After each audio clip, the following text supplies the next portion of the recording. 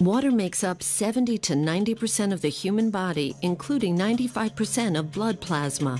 Many health authorities recognize that dehydration is one of the most common causes of illness. Chronic dehydration is often part of a chronic disease process.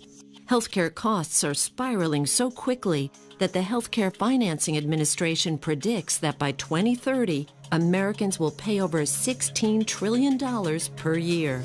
Recently, the World Health Organization ranked the U.S. 37th best in the world in healthcare system performance. Consumer unease with U.S. healthcare grows, and it's no wonder. Americans are rapidly becoming the heaviest people on Earth, with overweight Americans now significantly outnumbering those who maintain a healthy weight. Enagic Incorporated, a Japanese company founded in 1974, is trying to make sure that you don't end up being one of these statistics. Enagic has a technology that turns ordinary tap water into Kangen water. Enagic's flagship product is the Leveluck SD501. This amazing water is a highly energized alkaline water produced with a continuous ionized electrolysis water generating system. Enagic is ISO 9001, ISO 14001, and ISO 13485 certified. Along with these certifications, Enagic is a proud member in good standing with the Direct Selling Association. Other awards include the prestigious International Earth Environment University Environmental Award, awarded to select companies for outstanding achievement in environmental services. Kangen water has 3 important properties that distinguish it from regular water. These properties are the antioxidant value, alkalinity, and microclustering property. In the next few minutes, you will learn about each of these properties, as well as other important benefits to having an Enagic ionizer in your home. Oxidation is the rust on a pipe or the breakdown that occurs when you cut an apple and it turns brown. Antioxidants slow down or stop that process and are found in many fruits and vegetables from Mother Nature. The Japanese call this Kangen water. Kangen translates to return to origin. This antioxidant property of Kangen water can be measured with an ORP meter. This digital meter measures the oxidation reduction potential. A positive reading means it is oxidizing, whereas a negative reading means it is not oxidizing or an antioxidant.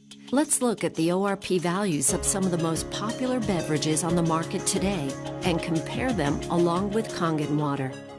Go ahead and clean that off now. And when we get our first one, let's go ahead and see what that reading is right there. We've got about a positive 363. We'll go ahead and go into the next one here. Let's get that all cleaned off. I'll bring that right there. And let's see, what are we getting there for a reading? A positive, what, 292, pretty good, 296. I think we're going to go over 300. So we'll go ahead and we'll go to the next one there. Now remember, these are positive numbers. We're looking for a negative number. So this means that all of these are actually oxidizing substances to our bodies. So we'll go ahead and we'll go in here to the vitamin water. And we've got what? A positive 214. Go ahead and put that back in the clean water. Now we'll get over here into the Dasani and we'll see where the Dasani registers. Now the Dasani is a positive 100, 168, 172. As you can see, it's continuing to climb. We're going to be over 200 here in a moment. That's going to continue to go up. We'll go ahead and just clean that one off. And we'll come back here and we'll check the Aquafina. The Aquafina, we've got a positive, look, it looks like about 150 thus far. It's going to keep on going. We're up to about 180. And I think as we sit and watch it, it's going to be the same as the Dasani. It'll continue to climb to over 200. We'll go ahead and bring this over. In fact, I'm going to skip and come right over to the tap water. And we'll come back and do our Kangen water. Now the tap water has a positive 300, what is that number now? 325, 334, over 350. I think we'll find that'll continue to climb to well over 400. And as we sit and watch that go, I think you're going to see that it will. So we'll go ahead and we'll move on to the next. We're going to come back now and let's see what the Kangen water, the 9.5. Go ahead and put this in here. Now what we're looking for here is a negative number. And I think you can see right now we are at a minus 349, minus 350. You know, we're riding right around the 349, 350. So minus 350, that is a huge change. Enagic ionizers producing Kangen water had the only beverage with a negative reading and the only one with a powerful antioxidant property. In its natural, healthy state, the human body is slightly alkaline. The majority of beverages being consumed today are acidic. To help yourself maintain alkalinity, you should drink less beverages that are acidic like soda and bottled water and more beverages that are alkaline. Kangen water is your best choice. Let's look at the next property, the alkalinity. Let's go ahead and test the pH of each of these drinks. Now the pH is done where we use actually pH test drops. And these test drops are actually the same drops that you would use to test the pH in a pool. And we're just going to put 4 drops into each of these glasses. Now the pH scale ranges from 0 to 14. And what you want is you want to be on the high side. You want to be as high as you can get. You don't want to be on the low side. So we're going to go ahead here. We're going to stir these up. And we're going to stir up this first one here, the Sprite. And you can see on the, basically on the low side of the pH scale, you've got very, very, an orangish color, which is what you don't want. You get into here to the vitamin water. I thought vitamin water was supposed to be good for you. Well, it's got a very low pH to it. We get in here to the reverse osmosis waters. This surprises a lot of people when they actually see this reverse osmosis water. You go to the store and you buy these bottles and you think that it's really good for you, but yet you can see it just doesn't have that much of a pH value. Now this last glass, this is the tap water. Now this tap water here is, it's blue. And some people get excited about that because actually the pH value of this compared to all these other drinks is much better. Much better. But what they don't tell you is that the federal government mandates that tap water be at least 7.0 in pH. And so because of that, they use various chemicals, lyes, and anything they have to put into that water to get it to go to here. In fact, a lot of times when you filter this water, you will actually see that the pH values come back to this range once some of those chemicals are filtered out. So let's see what happens when we actually take some of our 9.5 water here and we just mix a little bit of it right in. Look what we just did to that tap water. We changed that tap water and we took it from an acidic, or actually it was a somewhat neutral state, to a very alkaline state. We're going to do the same thing over here to the Aquafina, and it very quickly turns purple. You can see that. Here we go again. We're going to get it to go purple just by mixing in some of our water. Now these other 3 over here, I actually want to, I want to go ahead and use our water, our 9.5 water, and I'm going to pour it directly in. Now watch what happens when we do this. Isn't that amazing? We're not getting any color change at all. In fact, if I go over here, we're not going to get any color change in either of these drinks. They are so acidic that it's actually going to take anywhere from 25, 30 cups of our water, of 9.5 pH water, when we mix it into these other waters, or these other drinks, to actually get it to go neutral. In fact, I'm going to show you that because this is so potent. I mean, look at this soda here. This soda is so potent that if we just take a tiny bit and put it right into one of these cups, it immediately takes away the alkalinity of these. I mean, take a look at that. It is just, it's absolutely gone. And so very, very quickly you can take an alkaline substance and turn it into a very acidic substance. The body has a truly remarkable and complicated water regulating system that rations water when it's in short supply, until it receives unmistakable signals that it has access to an adequate supply. The problem is that some organs, like the brain, are higher on the priority list for water than others. Symptoms are the result of stressed organs that are dehydrated. This is much the same type of signal your car would give if the cooling system were overheating while climbing a steep hill. In both cases, if proper measures are not taken, a breakdown can occur. When asked how much water they drink each day, most people answer, "Not enough." We know that we should drink more water, but most of us don't make it a high enough priority. In fact, many people are confused as to how much water a person is supposed to drink. Most doctors will tell you that we should drink 8 8-ounce glasses of water per day. But is it a one-size-fits-all answer? Common sense would indicate that a 250-pound person would need more water to maintain their 75% hydration level than a 125-pound person.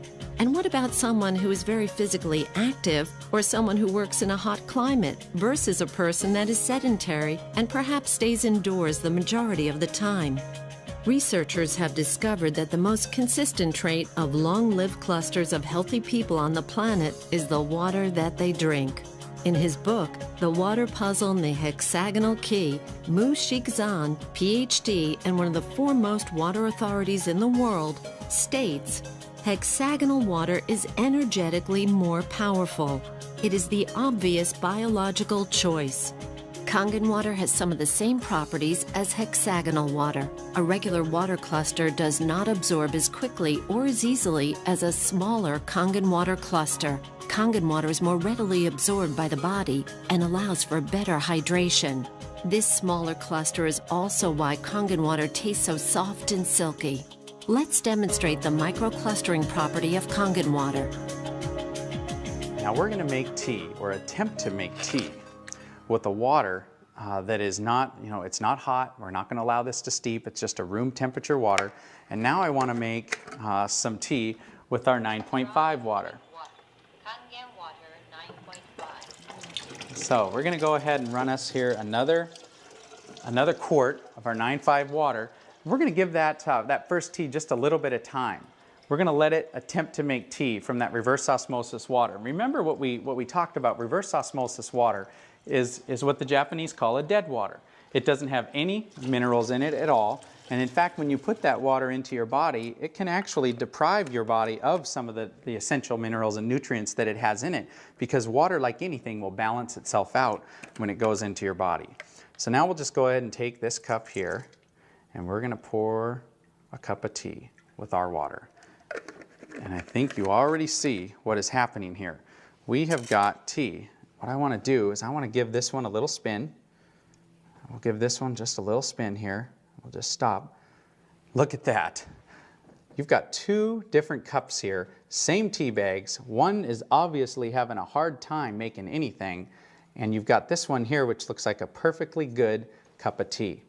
Now what's amazing about the microclustering properties is it actually will multiply the amount of nutrients that you're putting into your body and actually enable your body to use those nutrients. So as I slide this next tea bag over, watch what's going to happen. I can take this tea bag now and I can come over here and I can make another cup of tea. How about that? I mean, this property alone is amazing. For folks out there that like to drink coffee, you can go ahead and make your coffee, and you can use about half the coffee beans that you would normally use and get just as good a cup of coffee. And look at this. There's another cup. I think we could go on and on here and make anywhere from 15, 20, 25 cups of tea off of one tea bag. And there's actually nothing wrong with this at all. This is a fantastic tea, and it tastes exactly like green tea should taste, and yet it's just regular room temperature water. Let's come back over here to this little guy and let's see what's going on here. He's having a hard time getting started. I don't know too many people that would actually want to drink that cup of tea, but take a little look though. I don't think there was anything wrong with the tea bag. The problem was the water. Many healthcare experts now recommend that you drink a minimum of 1/2 of your total body weight in ounces of water each day. One reason that people don't drink enough water is that all too often water just doesn't taste very good, so we drink other beverages instead of plain water. Unfortunately, many of these beverages are polluting our internal environment and reducing our body's thirst mechanism in the process. This problem has led to one of the largest new industries in America, the bottled water industry. Let's take a look at just one company to see what's happening in this growing industry. Coca-Cola has 30 plants across America bottling their Dasani water. The source of this water is the local municipality. And for your information, the FDA does not require that purified or bottled water have the source of the water listed on the label. This filtered water is then placed into plastic bottles and shipped all around the world. But even if this were the answer to our drinking water problem, it just created another major problem: plastic bottles overrunning the landfills of our nation.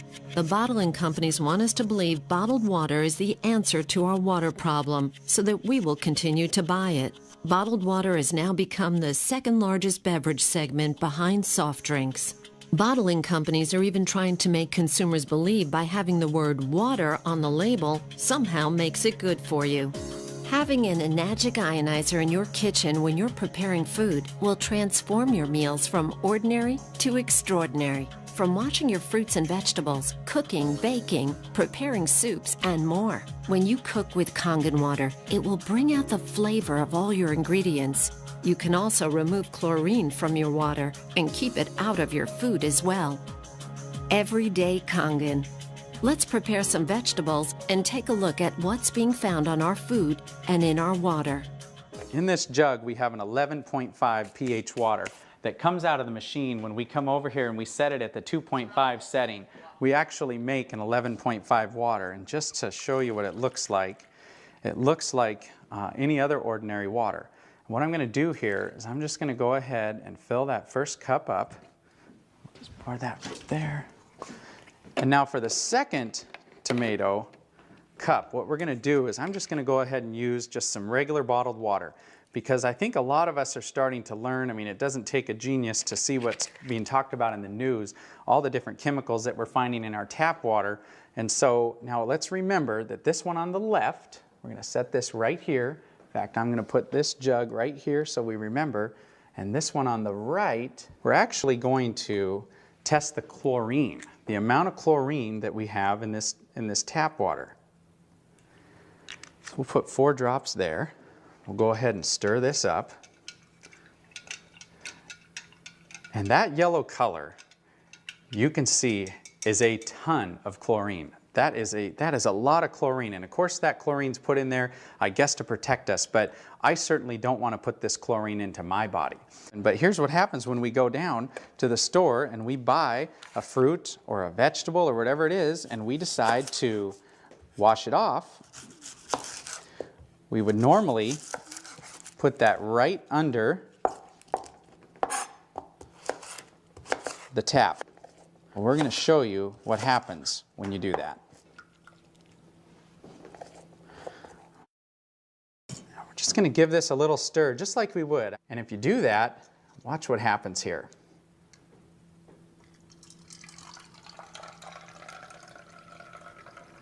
As we pour this out, take a look.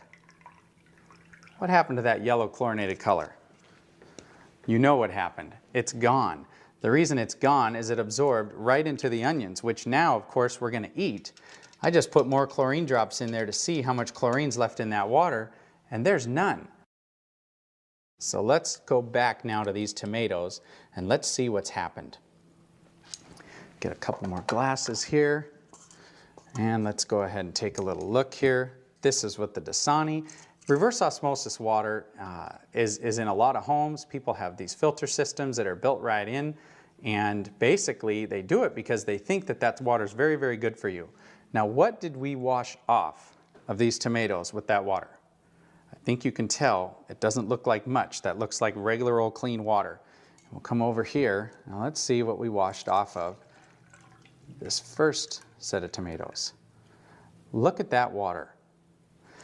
That yellow color right there represents the pollutants that we actually have that are on those tomatoes. Typically, you would actually eat these, and if you were to taste the difference between the two, you will not want to eat these tomatoes.